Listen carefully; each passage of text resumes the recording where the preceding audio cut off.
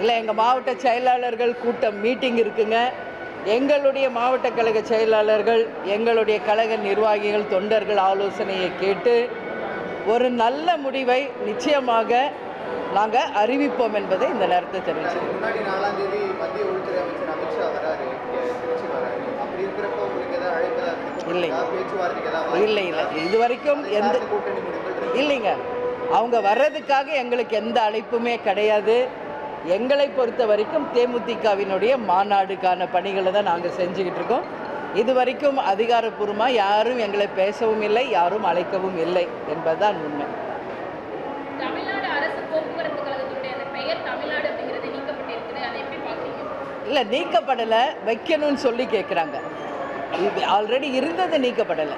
ஏன்னா மற்ற ஸ்டேட்லலாம் நம்ம பார்த்தா, இப்போ கர்நாடகா, ஆந்திரா, கேரளா எல்லாம் பார்த்தோம்னா அந்த ஸ்டேட்டோட பேரோடு தான் கவர்மெண்ட் பஸ் வருது.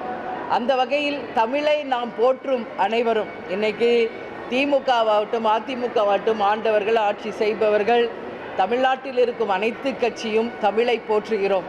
தமிழ் வாழ்க என்று சொல்கிறோம். கேப்டன் எப்பொழுதும் சொல்வது போல் தமிழன் என்று சொல்லடா, தலை நிமிர்ந்து நில்லடா தான் சொல்கிறோம். எனவே தமிழ்நாடு தமிழுக்கான பெருமை உரியது. எனவே தமிழ்நாடு என்ற பேரோடு அரசு பேருந்து வருவதில் எந்த தவறும் இல்லை. இதை அரசு பரிசீலனை செய்து கவர்மெண்ட் நேமோட அந்த பேரை வைக்கணும்னு சொல்லி நாங்கள் எங்கள் கோரிக்கையை வைக்கிறோம். மாறாதது. எனவே ஒரு மாற்றம் வந்து அதன் மூலம் தமிழ்நாட்டுக்கும் மக்களுக்கும் நல்லது நடந்தால் நிச்சயம் தேமுதிக நாங்கள் அதை வரவேற்கிறோம்.